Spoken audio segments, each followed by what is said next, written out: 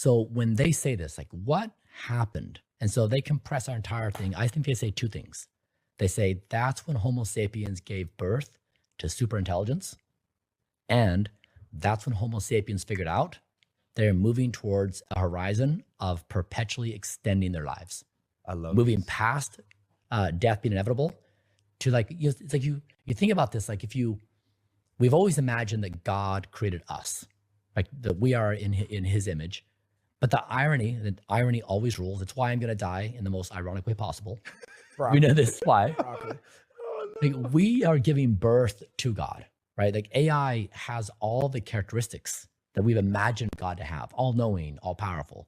Now, over some time duration, AI is going to be capable to a degree which we can't quite comprehend. Now, and that's it. All right, Shalom. This is Brother Nahalia from the GMS Orlando camp. I want to start off by giving all praise, honor, and glory to Yahweh, Bahashem, Yahweh Shai, Bahashem, Wakar Kodash. Double honors to the apostles and the elders of Great Millstone, who are the elders of Yasher Allah, and a sincere salutation to all you Akim, who are preaching this word and believing this word, and to the Akwath who are believing this word, and all truth and sincerity. All right, I want to go into a lesson on the clip you just saw through the Spirit. I want to start this off with this precept. This is 2 Thessalonians chapter 2 and verse 3.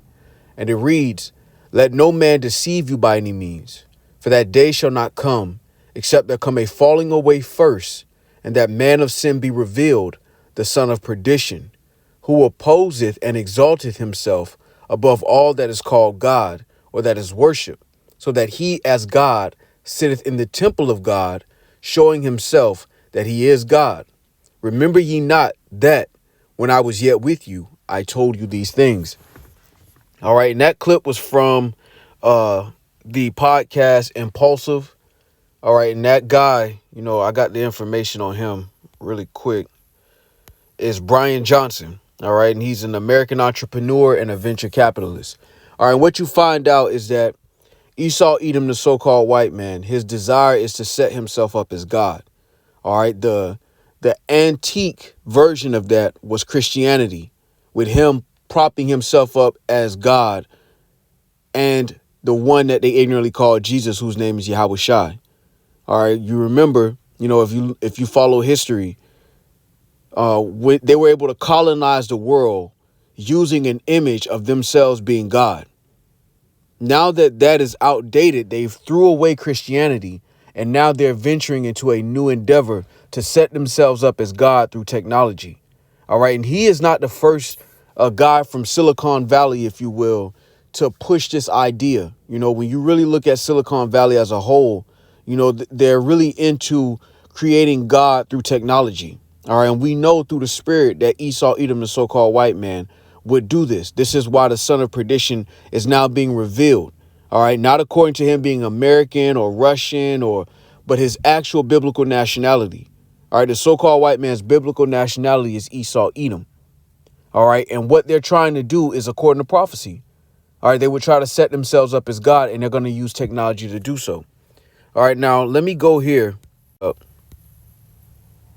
All right, and it says, Silicon Valley's obsession with AI looks a lot like religion. It says the tech world's fixation on artificial intelligence has spawned beliefs and rituals that resemble religion, complete with digital deities, moral codes, and threats of damnation. All right, it says, while I was studying toward ordination as secular humanist clergy 2 decades ago, I had the fortune of meeting the late Rabbi Sherwin Wine, a brilliant philosopher whom Time magazine profiled as the atheist rabbi in 1967. He became my favorite teacher and mentor as I trained to serve communities of atheists and agnostics in a way that parallel how religious leaders typically minister to their congregations. All right, now I'm going to jump down. All right, to the point. So let me go. I'll start here. It says, Lewandowski went as far as filing all the requisite paperwork to register as a church with the IRS, telling the agency that the faith would focus on the realization, acceptance, and worship of a Godhead based on artificial intelligence developed through computer hardware and software. All right. And what you saw Brian Johnson mention all right, was that they believe that they're creating God. All right. And you see the transition of the ideology of the so-called white man. First, he propped himself up as God using Christianity.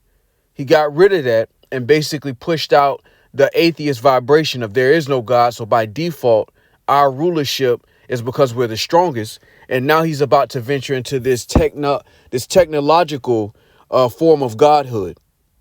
All right. And the scriptures describe his mentality. All right. Because during the time of them colonizing the world, they didn't have the technology that they have now. Now they have the ability to present themselves as God on the earth, all right, through technology. And that's what they're attempting to do. All right. The same talking points that are used by guys like Brian Johnson are also used by Elon Musk. You know, it's no coincidence that he has this connection with Trump. All right, because Trump, you know, is a representation of the Edomite power structure as it currently is, and that pride. All right, and Elon Musk is really the technological side of it, if you will. It's the same Edomite supremacy ideology, but that tech side is necessary for the image of the beast, all right, to be implemented. All right. Now, I want to go here. This is Revelation chapter 13. All right, I'm going to jump down to verse 11. And it reads, and I beheld another beast coming up out of the earth, and he had two horns like a lamb, and he spake as a dragon. All right. And that shows you that this two-party system where you have the left and the right, you know, going back into Rome, where you had the plebeians and the patricians. The patricians were the elite. All right. Or you can consider them like the Republicans of Rome. Those were the patricians, and the plebeians were the common people, the plebs. And the Democratic Party represents, or they push this narrative that they represent the common people. So it's the same Roman system, just revived in the day and age that we live in. All right. And Esau is attempting to basically make this a digital Rome. All right. To transition this legacy Rome into a digital frontier where they have full control. All right. Verse 12 reads, and he exerciseth all the power of the first beast before him, and causeth the earth and them which dwell therein to worship the first beast, whose deadly wound was healed. And he doeth great wonders, so that he maketh fire come down from heaven on the earth in the sight of men. And they did that with the atomic bombs. All right. They also bombed during their stint as NATO. All right. So they showed forth this fire from heaven. And you got to remember, when Fat Man and Little Boy were implemented, you know, that was the first time that the world had ever seen a power like that. All right. So it was in the eyes of people during that time. It was a great wonder because nobody had atomic weapons when they dropped those bombs on Hiroshima and Nagasaki.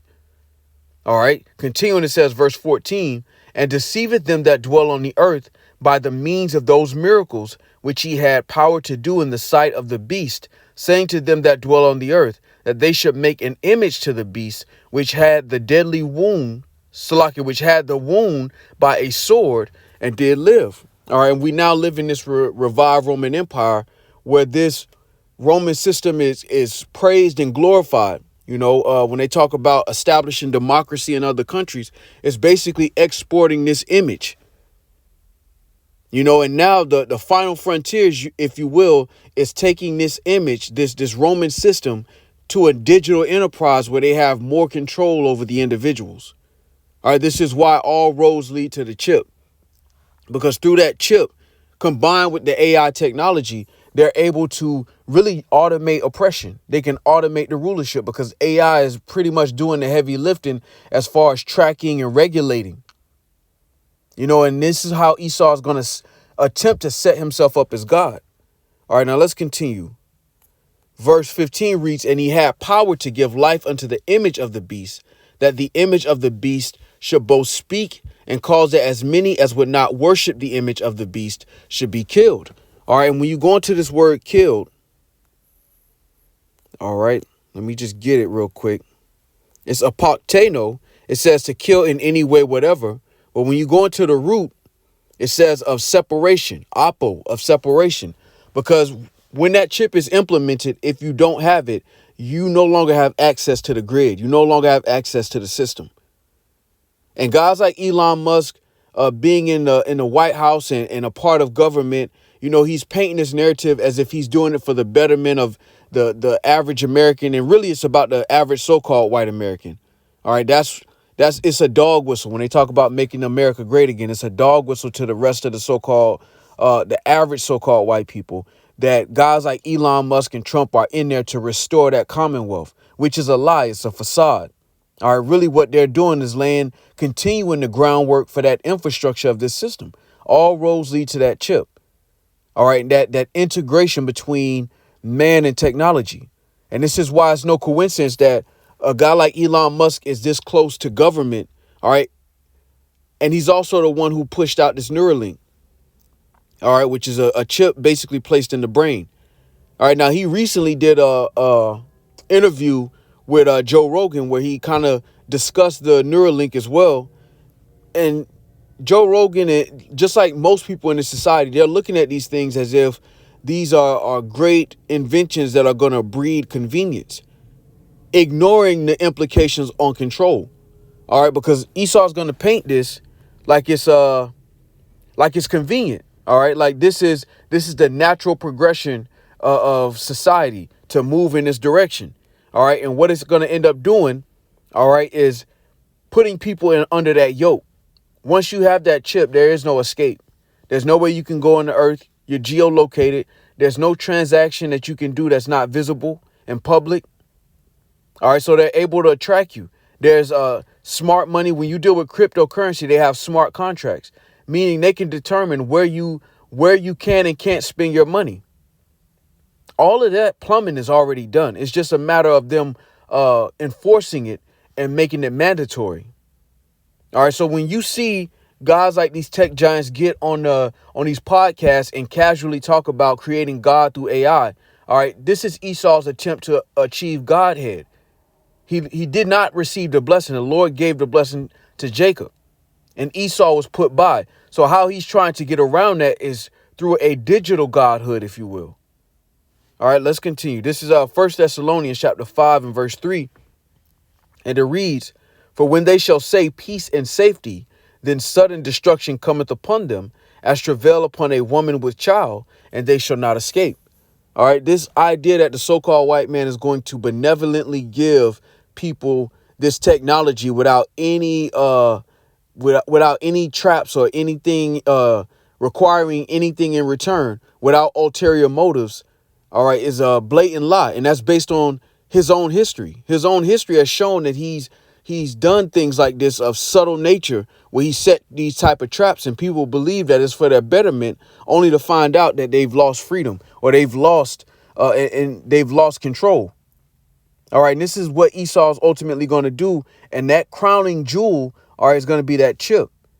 That AI is just the governing system, if you will, for that beast system. All right. Because with that AI in place, he's able to not even have to be there. That goes into the Godhead where he's propping himself up as God. All right, let's go here. And it reminds me of a quote from one of the Facebook founders.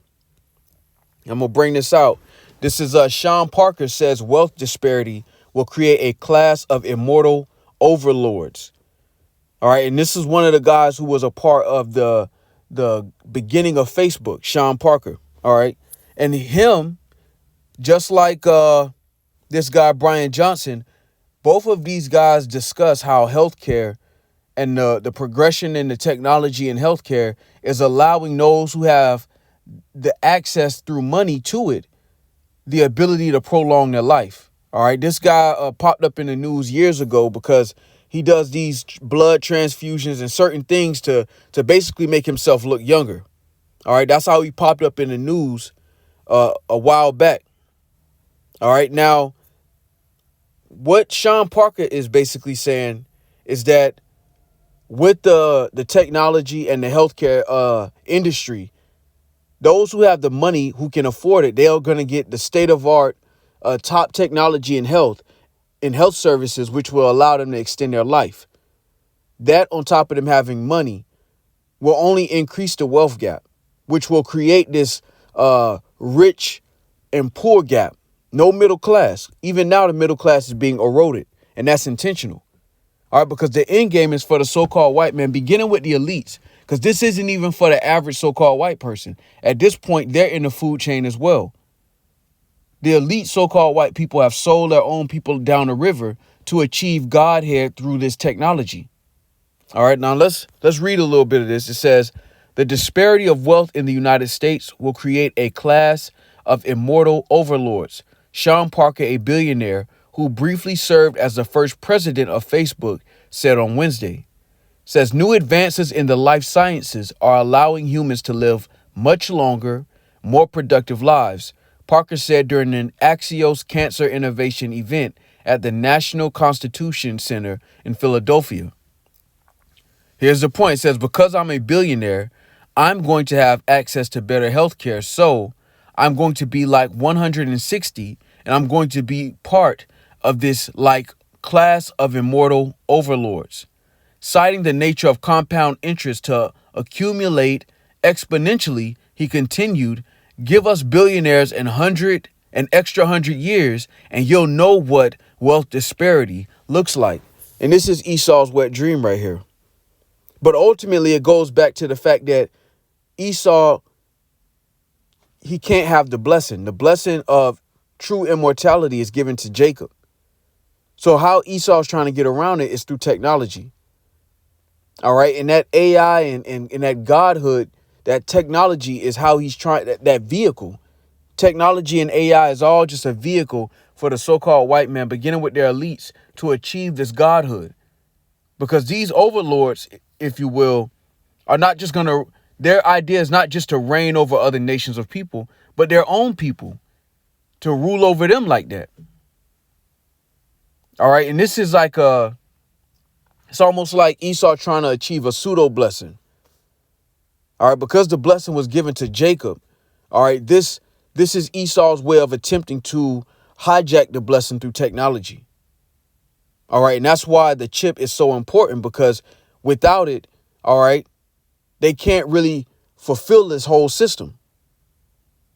Once they're able to put that device in people and make it mandatory, they can now enforce things through AI and automate oppression. They don't have to have cops come by and knock on doors. They can just look at a computer and see where you at. If they they want to kill you, they could turn your chip off, because it's going to have some kind of device in there for, if they're going to have control, they're going to want full control. All right. That's how Esau get down. And we know through the spirit. All right. Now this is Ezekiel 28:2. It says, Son of man, say unto the prince of Tyrus, thus saith the Lord God, because thine heart is lifted up, and thou hast said, I am a God, I sit in the seat of God in the midst of the seas, yet thou art a man and not God, though thou set thine heart as the heart of God. And this is what the so-called white man does. All right, he set his heart as the heart of God. He did that with the manifest destiny. All right, basically propping themselves up as God by covering up the true image and doctrine of Yahweh Shai. All right, and justifying their conquest. When that got outdated, they threw that away and then brought in Darwinism, where they said, look, only the strong survive. There is no God. It's natural selection. So by default, we must be the strongest out of all the nations. And now with this technology, it's almost like the final stage. That's why all roads lead to the chip. And what you notice is camps are just going to start to add that to their doctrine. When at a certain point, they were mocking it and making ridicule of it. But it's not so funny now when you look at the news and you see how close they are to putting all the infrastructure necessary to bring the chip into this system and lock everybody down. All right, because that's where everything is headed. Now, let me go back to this article. Not this one, but I'm going to go back to this article here. All right, now I want to get this point. It says, I'm going to get the context. It said, while I was studying toward a ordination as secular humanist clergy 2 decades ago, I had the fortune of meeting the late Rabbi Sherwin Wine, a brilliant philosopher whom Time magazine profiled as the atheist rabbi in 1967. He became my favorite teacher and mentor as I trained to serve communities of atheists and agnostics in ways that parallel how religious leaders typically minister to their congregations. Sherwin's go-to line about technology was, "I've always said there is no God. I never said there wouldn't be one in the future." All right. And this lines up. Think about it. This guy said this back in 1967. And now you have these new Silicon Valley players who are basically saying the same thing, that through this technology, they're going to create God. Let alone, never mind the fact that they still can't explain how they got here and how the universe around them has gotten here. They're working off the assumption there is no God, and they're going to create one. And this goes back to that God complex that the Lord said that they would have from the days of old before this technology was implemented. All right. Now, there was another point, I believe. Yeah, right here. All right. So it says in a 2017 interview, Lewandowski told Wired that what is going to be created as AI will effectively be a god. Not a god in the sense that it makes lightning or causes hurricanes. But if there is something a billion times smarter than the smartest human, what else are you going to call it? And see, Esau's creating this just so that he could use this as a assistant, if you will, an artificial Idumean to automate his oppression and his rulership. All right, because again, Esau has that God complex, and we've seen that play out through the ages. Since from the Renaissance until now, you've seen Esau's God complex evolve. And now technology is really like that final frontier. And that's why all roads lead to that chip. And when I saw this clip from that impulsive interview with Brian Johnson, it automatically reminded me of the quote from Sean Parker, because this was, I believe it was like 5 years ago. Let me see if I get the date.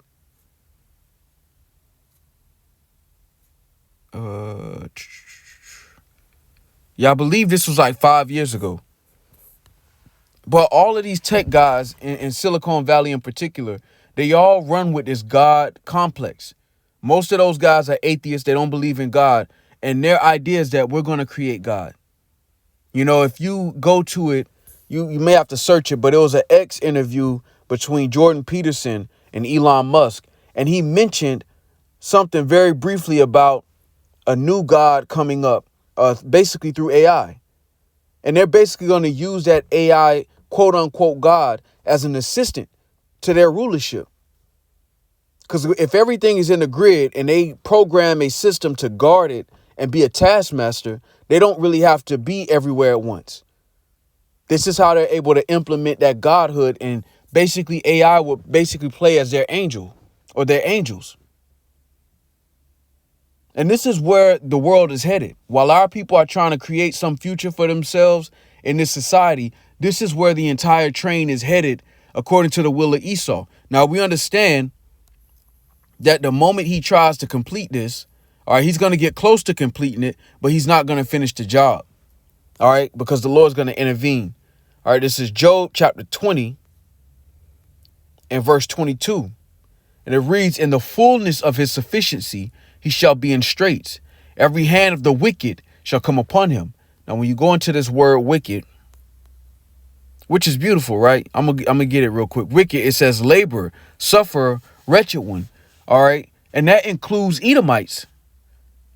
Because the average so-called white person realizes that they're losing that privilege that they all once shared. When they really see the writing on the wall, and you're starting to see a little bit of that in how they react to Elon Musk in particular, dealing with the Republicans and the conservatives. They were with Elon Musk donating money to make sure Trump get in. But now that he's in there, he's not an elected official. Now that Elon Musk is having more say so, they're starting to see that 2 and 2 ain't adding up. Because ultimately, Trump is still an elite. Even though he's putting out this narrative that he's for the common man, he's still a part of that elite class. Elon Musk, of course, is a part of that elite class from the tech side of things. So it's plain to see that as Esau gets closer to this thing, his own people are going to start to revolt as they see the writing on the wall and they realize that they too have been duped. Because this future, this technological future that the so-called white man, beginning with their elites, have, it doesn't include the average so-called white person. It only includes these people that are a part of that elite class. When the average so-called white person realizes that, you're going to have sedition here. All right, because they're going to have to get chipped as well. The average so-called white person is not going to be exempt from the chip. All right, now this is Revelation 13, because again, all roads lead to this. Revelation 13 and 16, and it reads, "And he causeth all, both small and great, rich and poor, free and bond, to receive a mark in their right hand or in their foreheads, and that no man might buy or sell, save he that had the mark, or the name of the beast, or the number of his name." All right, and AI is a part of the plumbing. It's a part of the infrastructure setup. It's basically gonna to the Edomites. They're basically creating a highly intelligent assistant that they can use to automate this oppression. But that chip is going to be necessary for them to have control over the people, to be able to, because if you buck up and they say, look, all right, you can't buy oranges, you can't buy water, what now? You know, they could just lock you out the system. When you look at what they're doing in China, the whole controlled opposition thing of this nation against this nation, what you notice in China is they are farther along with this image. And why I say that is because the social credit score system doesn't allow you to speak against the government in China, because they can lock you down to a point where you can't even buy a train ticket.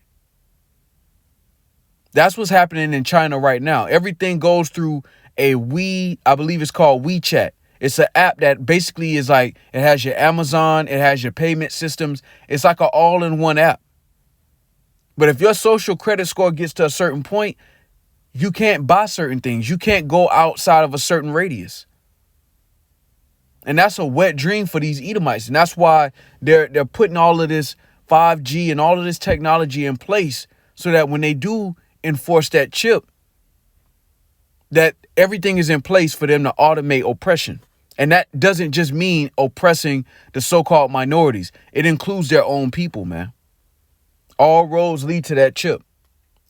All right, I'll end it with this. It's Habakkuk chapter 1 and verse 5. It says, "Behold ye among the heathen, and regard and wonder marvelously. For I will work a work in your days, which ye will not believe, though it be told you." So with that, I want to give all praise, honor, and glory to Yahweh, Bahashem, Yahweh Shai, Bahashem, Ruach HaKodesh. Double honors to the apostles and the elders of Great Millstone, who are the elders of Yasher Allah. And a sincere salutation to all you Akim, who are preaching this word and believing this word, and to the Akwath, who are believing this word in all truth and in sincerity. Shalom.